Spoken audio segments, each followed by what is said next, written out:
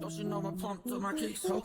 Night City, though. You know I'm at back, baby. She don't got no customer, though. In the level clubbing, baby. That's just how it goes, though. I don't need a sofa. Somebody I used to know. Video game half mask. She just want the black flag. I just gotta sweat her. That just means the weather's there. Skinny lover, baby. She a blondie. That's just new slang for them tightrope mommies. Yeah, that's right. Don't mess it up. That's the move, girl. Don't mess it up. That's my groove, girl. The less I know, the better. Baby girl, I rip tight. When I start sleeping on the floor, when I get hot. 10,000 opioids. 10,000 in a row. Boy, baby, what you want? Money and the chemicals. Electric love.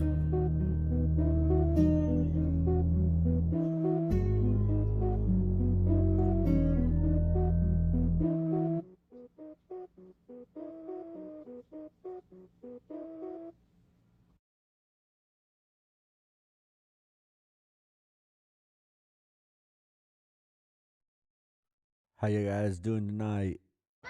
It's Willy P.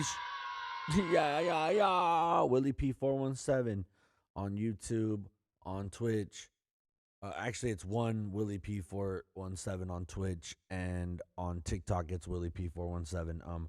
I went ahead and changed them all so that you got make it easier on my fan base to find me, and I thought it would be a lot better than having like a trillion names. And so that everything's kind of one consistent thing. So, and I have Linktree and all that stuff. So, but today we're gonna be watching how the dark web actually works, how crime works. This is from Insider. I'm imagining this guy will explain who he is and tell us all the stuff that's going on. So let's get into it. May the violence continue. No, I'm just kidding. All right, let's see what he says, guys. Let's see what he says. Brett Johnson, former United States most wanted cybercriminal. Through fraud, identity theft, and scams, I was able to steal millions of dollars. And this is how crime works. What the hell? My name is Brett name? Johnson, former United States most wanted cybercriminal. Through fraud, identity theft, and scams, I was able to steal millions of dollars. And this is how crime works. I built and ran the first organized cybercrime community. It's called Shadow Crew. I regret every single instance of that, of the people that I knew that I victimized, that trusted me, that put faith in me every single day. There's no fixing that.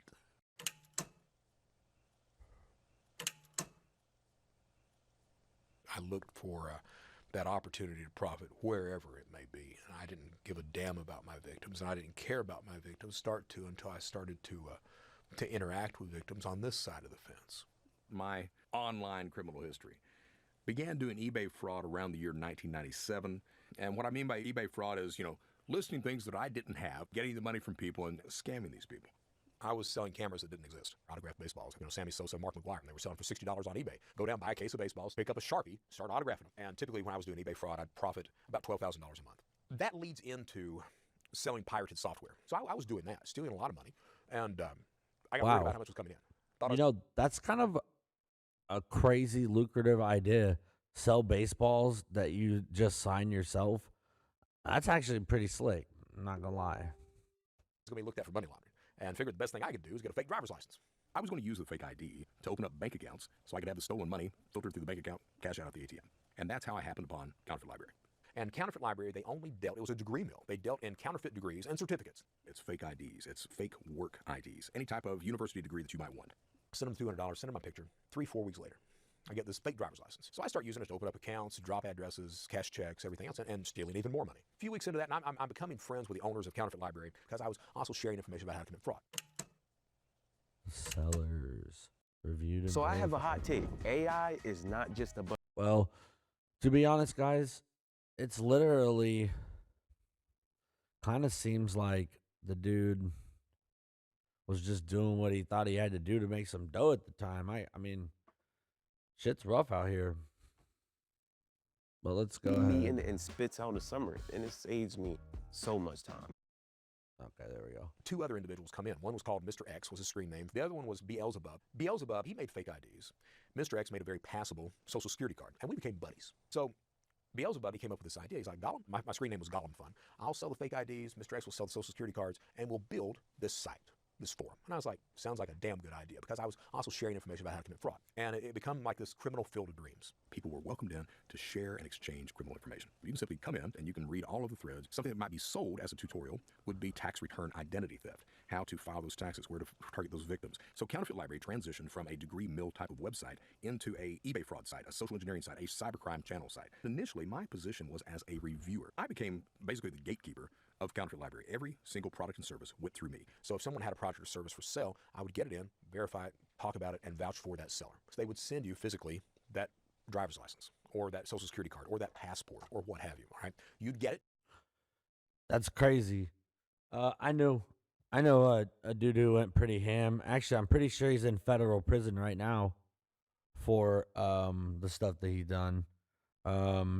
And the dude's not even a bad dude. That's the crazy part, is that I think it's kind of one of those things like where you're like, everybody's trying to figure it out and nobody has any answers. And that's for crimes like this, like where they say it's victimless, but really eventually down the line, somebody gets screwed. You know what I'm saying? So, but I don't know. And you'd give your thoughts on it. And you would say, this seller is reviewed and verified. That tag would then be changed to reviewed seller. The rules that we had, hey, no drugs, no counterfeit currency, no child pornography. Over the space of a year and a half, 2 years, we were a couple of thousand members at that point. We're doing pretty well with We're okay if you do stolen credit cards, this and that, which I get the child, thing. That's totally fucked up, and that's a good one not to do. But I would be damned if people aren't selling like drugs and shit. Because I know a dude who was getting Swedish red Molly, and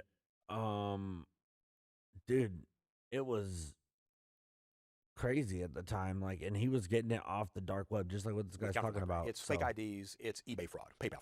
But I think, like he just said, I think they're doing more like specifically like it's money driven. So like we make fake IDs and fake accounts off of real people, but then we get a cash out on it and then they take the debt.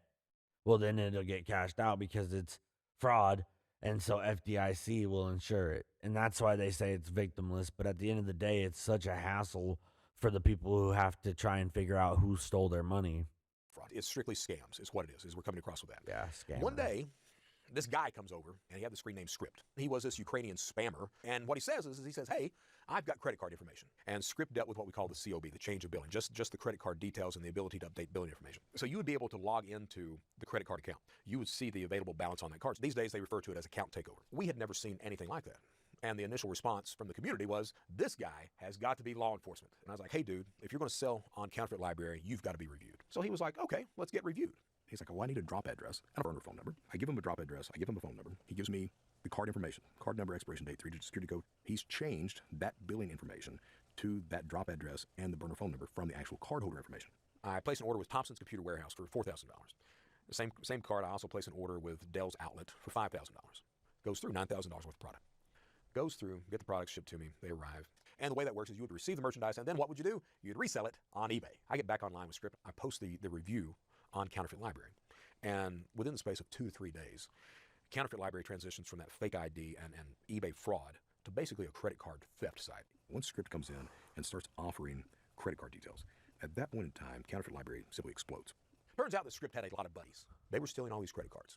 Within 30 to 60 days, we had hundreds of posts per day of people that were looking for this information, of different sellers that were coming out selling credit card details or physical credit cards. We had more traffic than we know what to do with. I don't know why There's a few different ways that. you can steal credit card details. You can get it through phishing schemes. You get their name, social, date of birth, card numbers, pins, all that stuff. And a phishing attack was spray and pray. So you'd send out 2 million emails. If you got 20,000 back, that's a good day.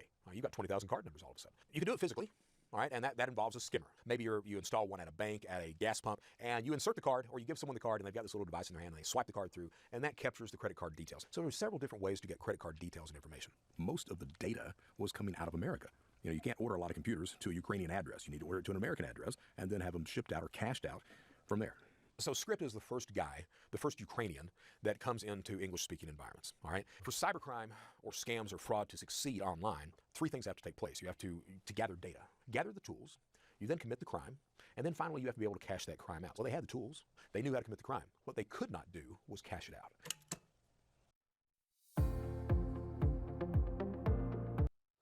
And that's the thing I don't understand about it is like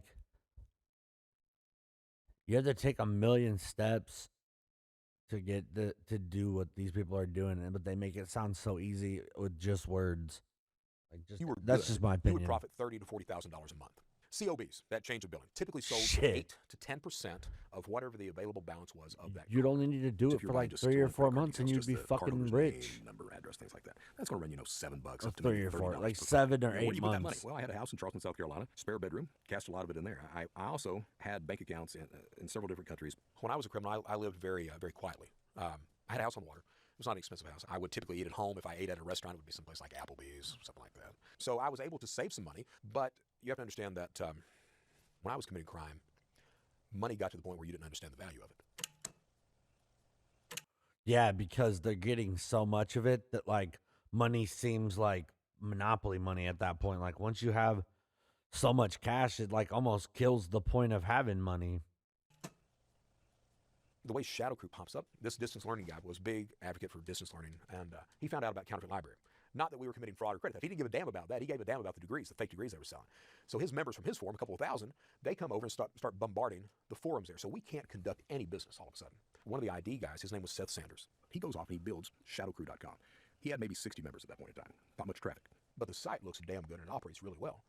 He comes back over and he's like, Godwin, why don't you come over to Shadow Crew? And I was like, man, we can do that. Make me super admin. Let me make whatever subforums I want. Put the number of people that I want in charge of those forums. He's like, absolutely. So we shut down basically the forums at Counterfeit, transitioned over to Shadow Crew. It was an explosion of users all of a sudden. So Shadow Crew was really the precursor of today's dark web markets, and financial cybercrime as we know it. It was the first real structured forum and communication channel for online criminal activity. You knew by looking at Shadow someone's screen Crew. name what the skill level was, what the history of that individual was. We had escrow systems. So if someone didn't trust another, they could go through me initially, and I would hold the money until they got their item, then I would pay the seller. Now, before these criminal communities, the only avenue you had to network with other criminals was IRC, Internet Relay Chat. It was a rolling chat board. You had no idea who you were talking to, if you could trust them, if they had a product or service, if it worked, if they had it, or if they were just going to rip you off because everyone there was a crook. So Shadow Crew at its height was 4,000 members strong. See, like even they know in their heads, I'm dealing with thieves and I'm a thief, so you can't trust a thief. So out of 4,000 members, you may have had 60 to 80 different sellers. Most of it's credit-based. Hey, and I wanted to say this real quick, guys. Just to make sure I get it, out of the way, or not out of the way, but let you guys know. This is Insider. The video's from Insider. Please like, subscribe, go watch this video. But I'm gonna get back into it. Sorry, guys. So I just wanted to say that. Online details. Just thought of it. We had passport guys. We had fake ID guys, stuff like that as well. We were naive criminals. Many of us were. All right. We were simply these. We thought we were computer guys, and stealing information and profiting from that. What we didn't appreciate is if you're living a criminal lifestyle, how are you going to make sure that no one rips you off? And at the end of the day, it relies on violence. All right. That's really what you have to resort to. We had never seen any violence at all on Shadow Crew, any of those platforms. One day a user comes in. And he starts posting these pictures of a guy who had ripped him off. And he had the guy kidnapped and beaten. And it comes with a message, never steal from me. And that's the first instance of violence that we saw on that platform. Holy shit. So it's like literally not just selling credit cards and doing scammy shit anymore. Now it's like turning to actual violence and murder and shit like that. That's just, it's Who's really involved in just cybercrime crazy, today? guys. It's Every so criminal crazy. group that is imaginable as taking part in cybercrime because they view it as more safe. It's certainly more profitable. You absolutely see the Italian mob, you see the Mexican cartels coming in. You've got these scam farms that are out there, these buildings, these organized elements coming together are different than it was when I was a criminal. You've got an actual compound or community of people that are working together, running different basic departments in order to make sure that fraud, that crime is successful. They're really running it more business-like. Hey, like I have a video that I just watched like probably 2 or 3 days ago. It was my reaction video of the day for that day. But these dudes like literally hold up these guys. They're like literally like they'll mess with the scammers so that the scammers aren't scamming other people. Like I think the dude had like 120,000 hours of wasting scammers' time. Than we did when we were committing crime. The moles. We had tens of thousands of hits that were coming in per day. But you have to remember that you could access Shadow Crew without being registered. Now, we were able to see the IP addresses that were coming in. It was evident that law enforcement they had several identities on Shadow Crew. Back then, how do you avoid detection? What's your operational security? You would try to have the server located in a country where it was difficult for law enforcement to subpoena anything from it.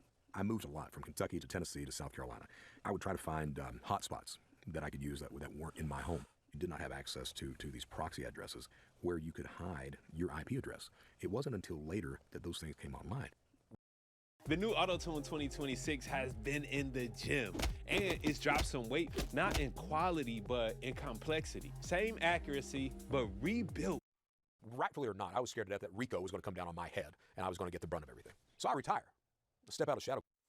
Yeah, I mean, honestly, if he actually got out without getting caught, dude, that was the best time for him to leave, because it sounds like it's about to start getting buck wild on that website. About the same time I stepped out, our forum techie, he went by the screen name of Scarface and Johnny. His name was Albert Gonzalez, and he was making money or stealing money doing the CVV1 hack. So one day he's standing at an ATM in broad daylight, and he's putting one white counterfeit card in after another, pulling $20 bills out. Just so happens, across the street, two cops are sitting there, and they start to notice this kid walks up on Albert.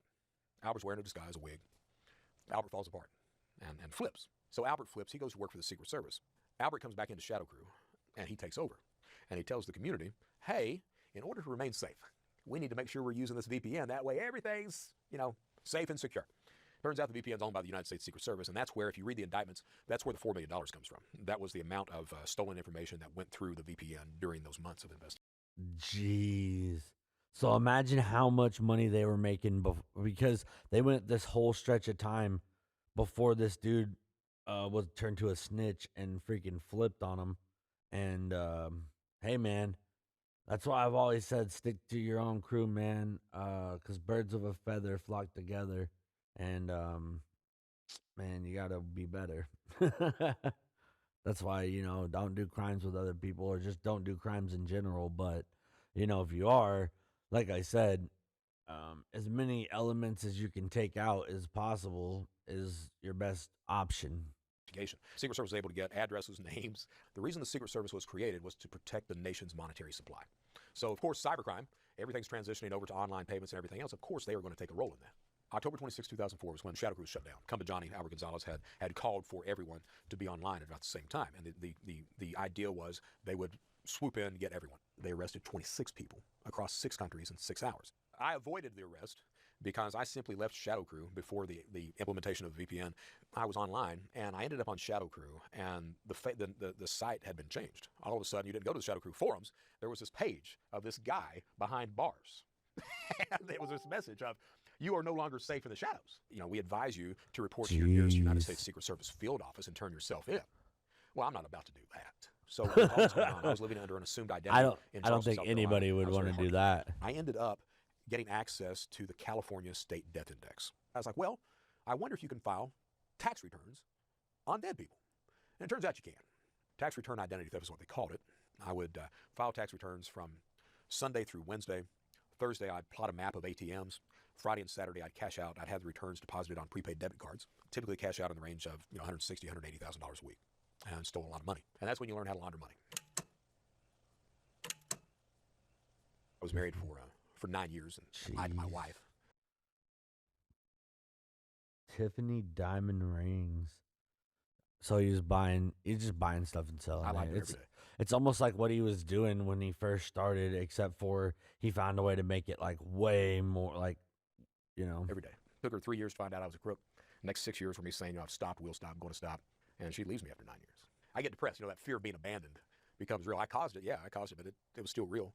Walking around the house all day, just crying, depressed. From there, it leads into Shadow Crew. And what happens was, I was always this clean-cut criminal. I didn't start drinking until I was 34.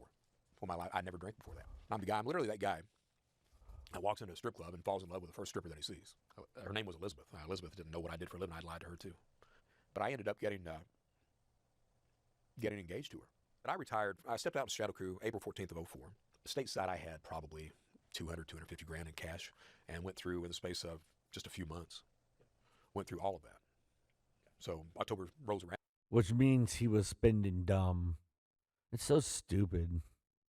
Like $250,000 would change some people's lives where I'm from, because just how poor everybody, everyone's poor, man. I mean, don't get me wrong. There's some people that got a little bit of dough around here, but I mean, most people around here are literally living paycheck to paycheck, snaps, WIC, all that shit. Like they have to. It's just the way of life. Like they created this system, and now we're stuck in it. Down. Shadow Crew gets busted. I don't have any cash, and I wanted to keep up that facade. So the only thing, because of Shadow Crew being busted, you didn't know who to trust anymore. The only thing I could rely on, criminal-wise, was running counterfeit cashier's checks, which I had religiously for years screamed at people not to do that. February 8th, 2005, I was supposed to pick up a couple of Tiffany diamond rings, totaled like $19,000. I was in Charleston, South Carolina. I had waited for the UPS driver to drive up. I met him at the drop address, got out of my vehicle, tell the driver, you got a package for me? In this case, the driver said, yes, I do. Can I see your driver's license? And I pulled out a driver's license. It was my driver's license because I didn't have the ability to get a fake one. He handed me the package. I handed him a counterfeit cashier's check. I turn around, take 3 steps. There's the FBI, guns drawn, and walk these Holy shit! So it was a setup. 2 Secret Service agents. They sit down. They look at me and said, we'd like to talk to you about some stolen credit cards. And they took over the investigation. Man. It makes you like really think like, dude, he should have just stopped where he was at. Instead, his wife left him, and it sent him into like a worse state. It's kind of crazy. It's crazy to watch stuff like that happen. Where literally anybody can build a fully working app without knowing how to code. This is Base 44.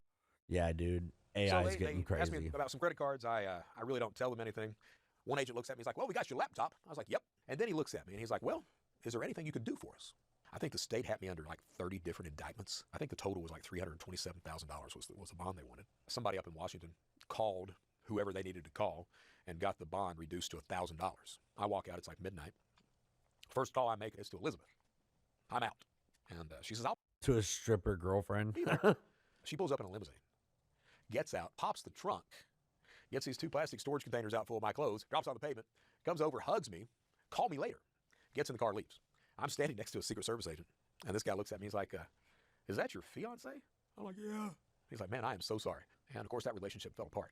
The Secret Service field office is out of Columbia, South Carolina. They put me up in a suite, not suite, but pay-per-week hotel, and I started to work for them. So working for the Secret Service, it was typically 4 to 6 hours a day.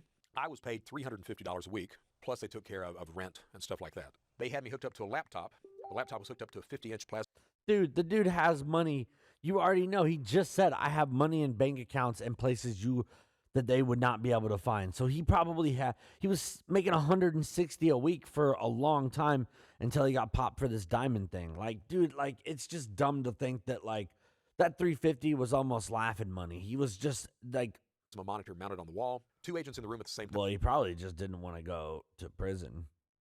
They were at a desktop computer next to mine, and the job was for me to educate them on cybercrime and also for me to help out with investigations. So target people, surf the forums, basically be Gollum again. Target people for investigations. And that's what I did. Ultimately, Operation Anglerfish, it arrests John Giannone. It arrests Hey, a few that's other, decently sized people. that's the thing eventually, about the Secret Service agents, the. they were monitoring it. They got Well, bored. hold on Because here. Well, that's the thing about doing online and cybercrime and shit is that, like, they're not gangsters. They're not nothing like that. They have no code. They're just like normal people, and they're making dough.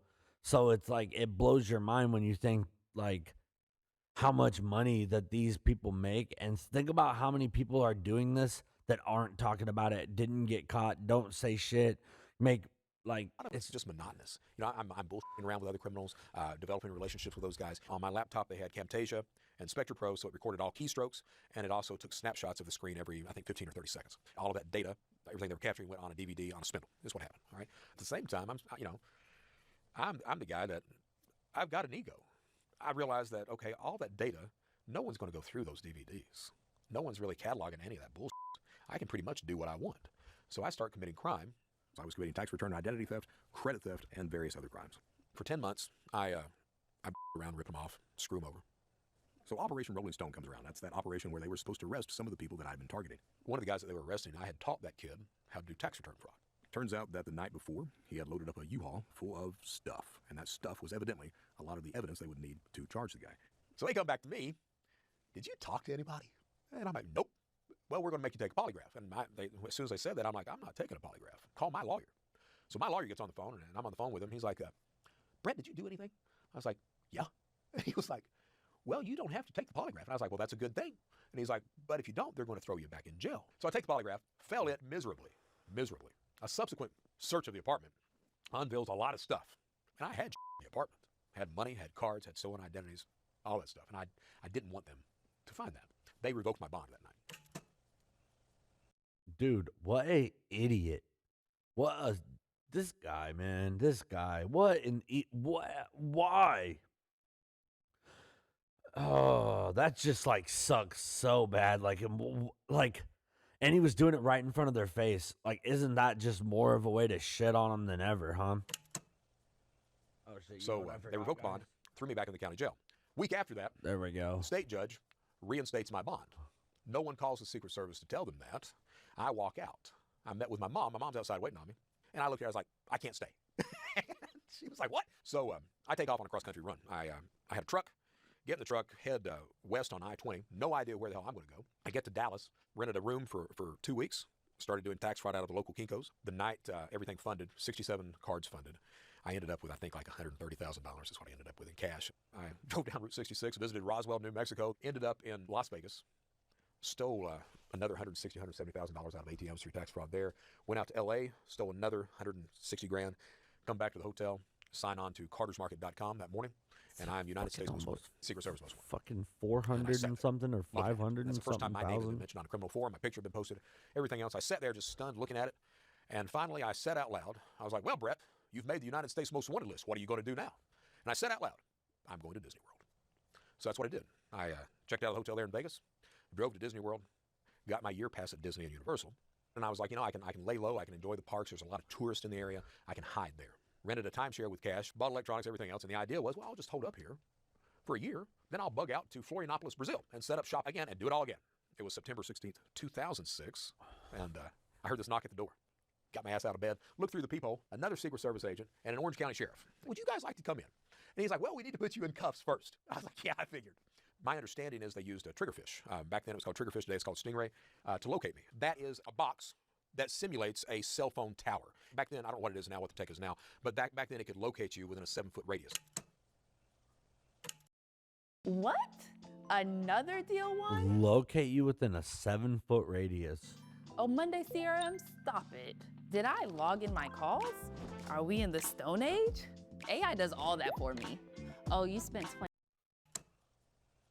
I'm arrested. I'm thrown in the Orange County Aryan jail. Ultimately, Brotherhood, the huh? state charges were dropped in favor of the federal charges: conspiracy, forgery, aggravated identity theft, and multiple counts of all of those. And it was like 75 months. When I got to Big Spring, Texas, at that point, you understand exactly what prison is. The inmates run the prison, not the guards. When you get to prison, you're met by your Yeah, because the guards are only there for they only check on you like every hour or 30 minutes, and they're not in there. race. They're I'm met not at the in door there like by the that. treasurer of the Aryan Brotherhood. He looks at me, he's like, how many more white guys come in?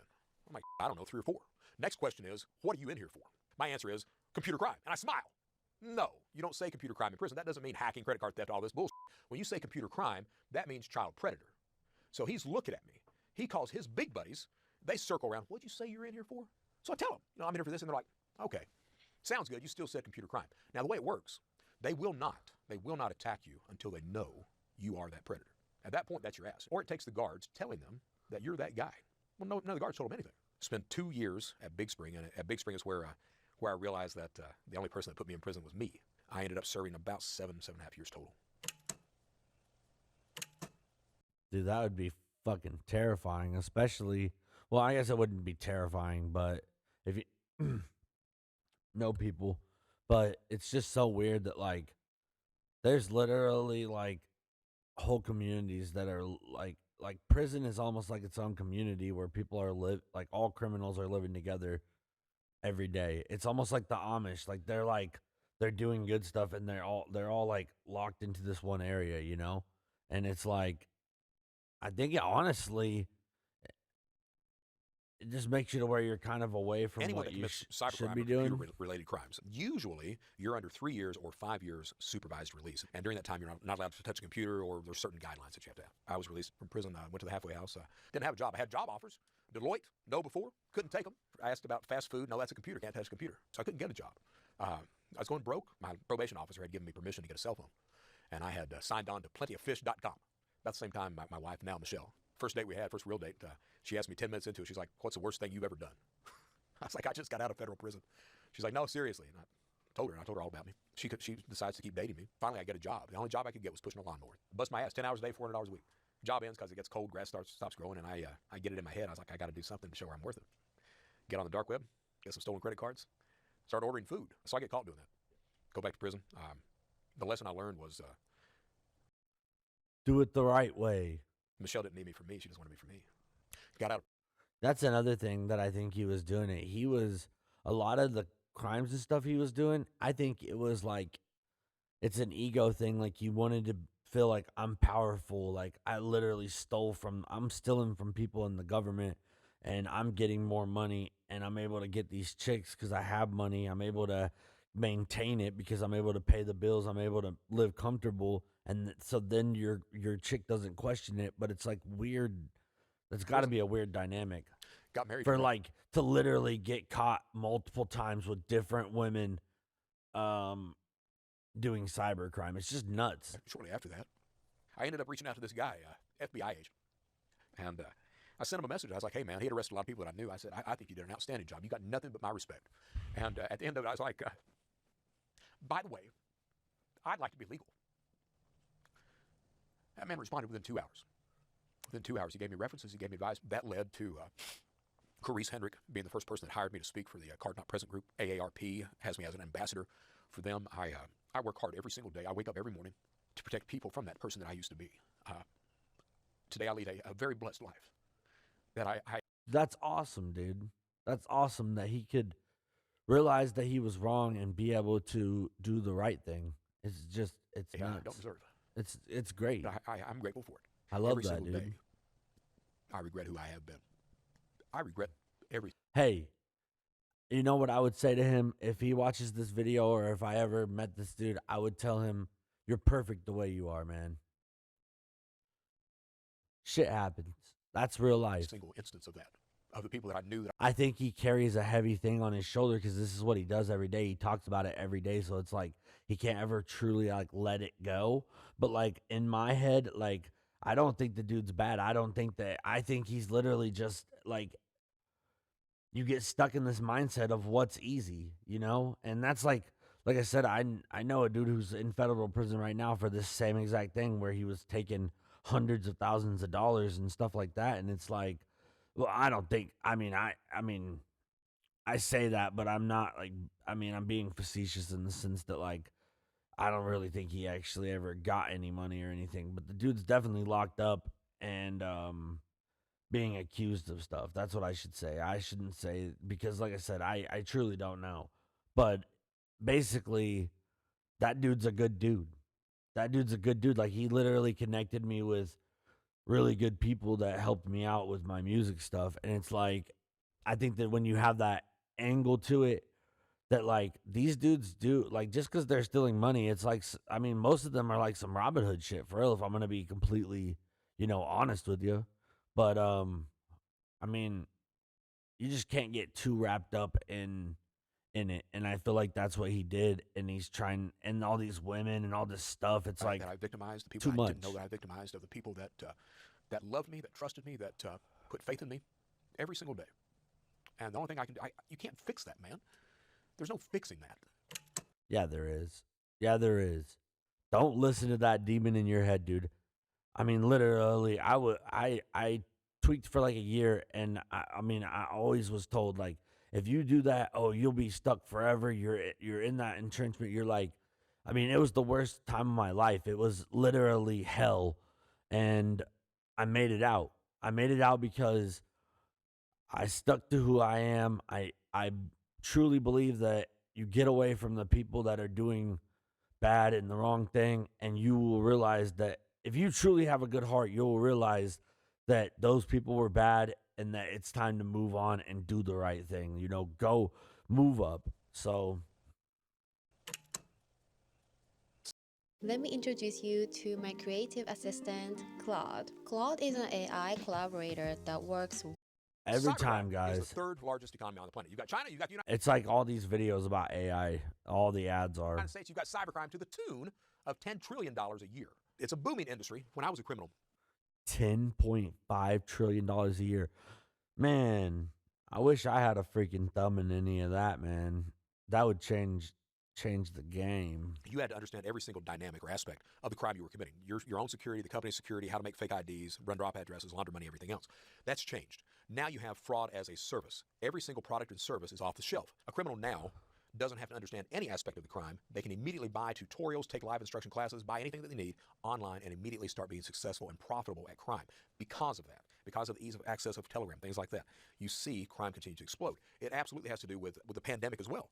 During the pandemic, we saw a lot of criminals committing unemployment fraud, PPP fraud, stuff like that. Yeah, because it was super easy, and like they would just send in their paperwork and boom, they already got it. If you had a business, I think it's like a INE or ENI or something like that. If you have that for your business, then boom, people were fucking able to cash out hella loans. What advice do you have for the general public on how to best protect themselves from cybercrime? Okay, let's talk about that threat landscape. You've got mass media out there. They paint computer criminals or attackers as hackers, computer geniuses. No, it's not computer geniuses. It's the stuff we know about, we're not doing anything about, that creates that opportunity for attack, all right? 90% plus of every single attack uses a known exploit. It's something you know about. It's something you've been told about that you're not doing anything about that opens that door. 56% of companies experience a breach because of third-party access. Your network's only as strong as the weakest device which accesses it. Over 41% of every single router on the planet has a default password. Oh, shit. And that's not even the big one. The big one, 80% of every breach begins with a phishing attack. What makes phishing so important? Why is it so widely used? A phishing attack is a social engineering attack. It boils down to how good of a social engineer am I, a liar, am I in convincing you to do that thing? They know what it takes to manipulate you into giving up information, access, data, or cash. Why would I try to brute force past a firewall if I can send an email to someone sitting behind that? That creates that threat landscape. For individuals, it's not that difficult. It begins with freezing your credit. Credit freezes became free September 2018.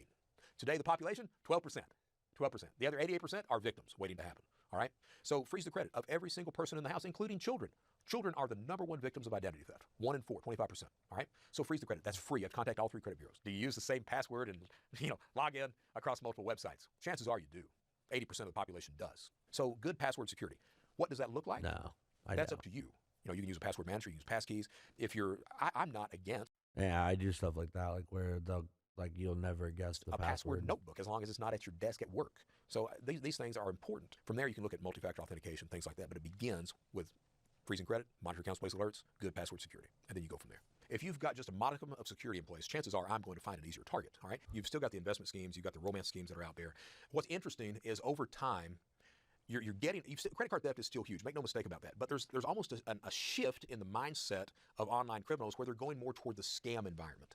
They're more relying on manipulating through that liar social engineer. They're more relying on tricking that victim into sending cash out instead of doing account takeovers and things like that. Trust is usually established through technology, tools. So they'll use spoof phone calls. You won't see the phone number they're calling from. You'll see your bank, the FBI, Sheriff's Department, Social Security Administration, something like that. The idea is to try to get that victim to do a knee-jerk reaction. Oh, and click. Well, you're done at that point. This morning, I got an email as I was walking here from Coinbase. Someone logged into your account. I'm like, oh, now you open up the email. Someone has access to your account. They've logged in. Then it's got the link.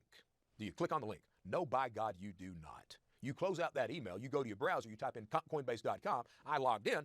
No one had access to my account, but I did change my password. So that's something you got to understand. Whatever you do, report those crimes to law enforcement. Yeah, and don't ever click on shit in their emails. Like they set up stuff so that if you click on it, it like helps them get into your shit. It's crazy how it's really crazy. But like, dude, when it's a $10.4 trillion industry, dude, get away with it, and we keep going. And dude, for real, like,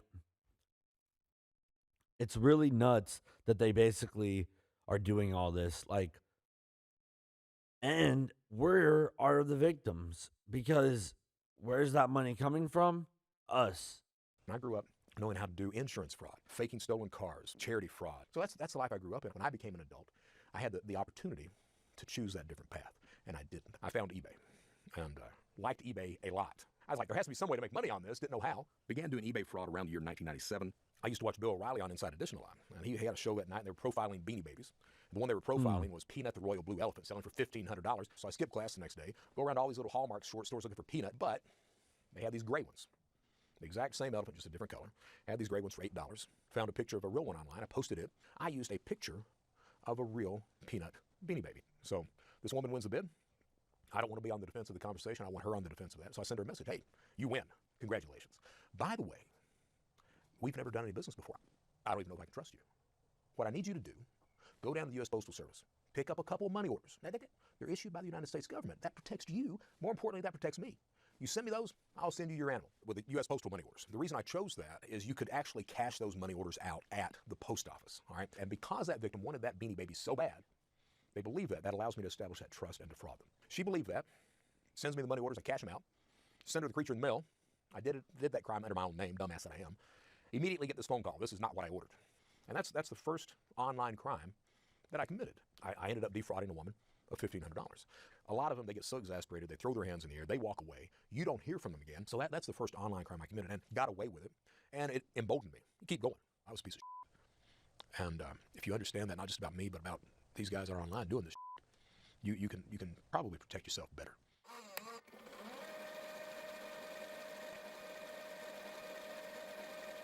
Hi, I'm a producer on How Crime Works. If you enjoyed this video, then please subscribe and comment below with more ideas of topics you'd like us to cover. Dude, that was a good video. Real crazy stuff, man. Honestly, watching it, if I'm, this is me being honest as like a real life human being. You watch this and it kind of like makes you want to do it.